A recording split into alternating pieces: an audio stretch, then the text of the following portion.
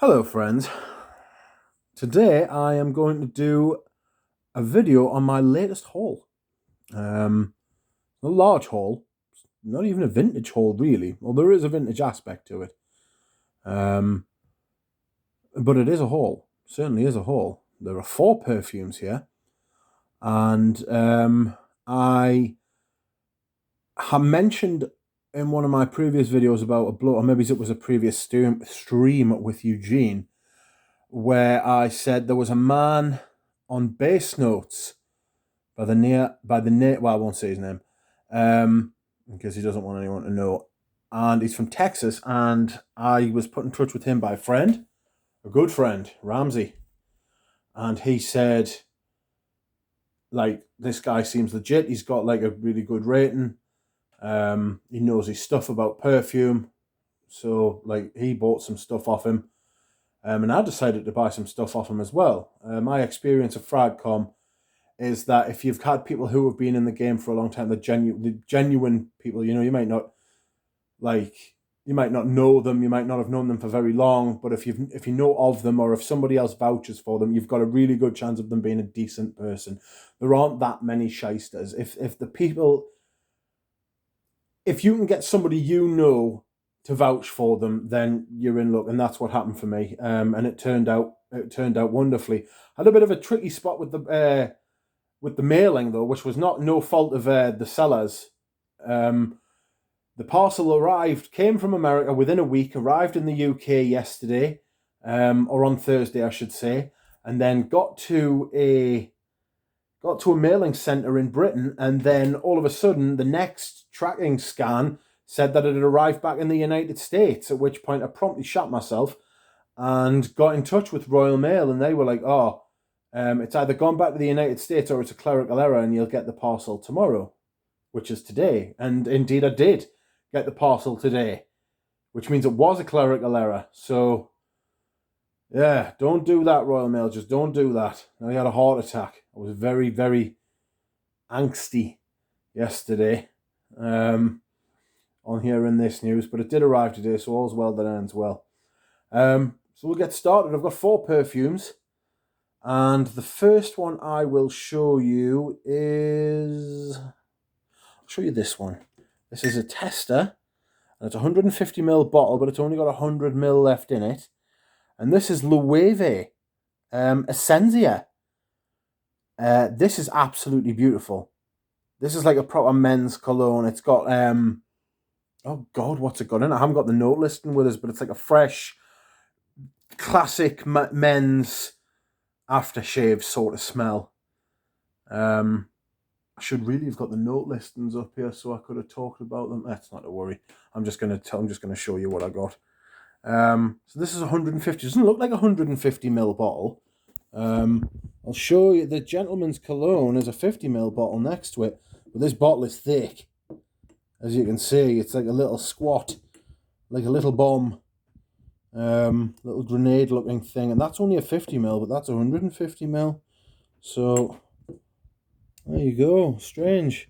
This is absolutely beautiful. If you've got any experience with this, put it down in the comments. I look forward to this. I might do a first impressions on these. So that's something I should have done over the previous hauls. I've got done a first impressions of all the fragrances I got. One for the future. I might do a first impressions on this haul soon. But that was the first fragrance I got. Ascenzia Eau de Toilette by Loewe. Just so you can see. There's a tester. Not for sale. Well, tough shit. Next one is an original formulation of Tom Ford for Men. This bottle is, the batch code there, if you can see it, is A77. I think that comes back in the late 2000s, like 2008, 2009, something like that. Doesn't half look phallic. Tom Ford doesn't half sneak that in, doesn't he? Sneaks a penis reference in very often. This is lovely. I don't know if anybody's got any experience with this. I mean, the bottle's really nice. Just, I mean, you fucking skimped on the cap. These caps are so cheap. I mean, if you're gonna make a fragrance, for God's sake, I mean, Either make the whole bottle cheap or just like pay for a decent cap. For God's sake. It's just a shame, that's all. But this is a beautiful fragrance. Again, I don't have the note list in front of us, but it is very nice. I will have to. I haven't had either of these two perfumes before, so I can't really speak about them. I just know that they're quality. So, yes, there you go.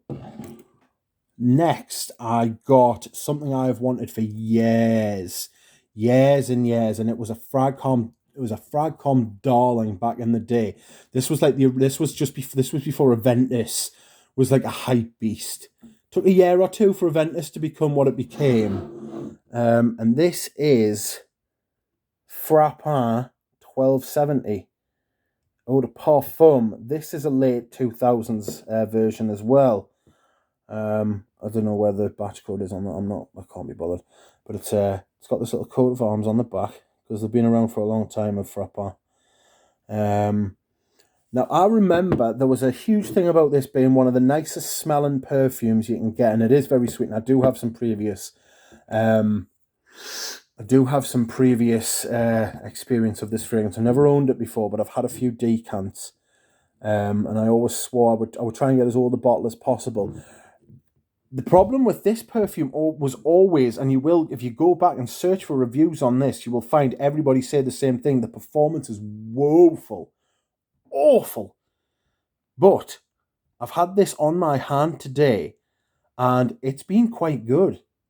The lasting power, I've had it, it's been on my hand for 6 or 7 hours, which is extremely impressive compared to what it used to be.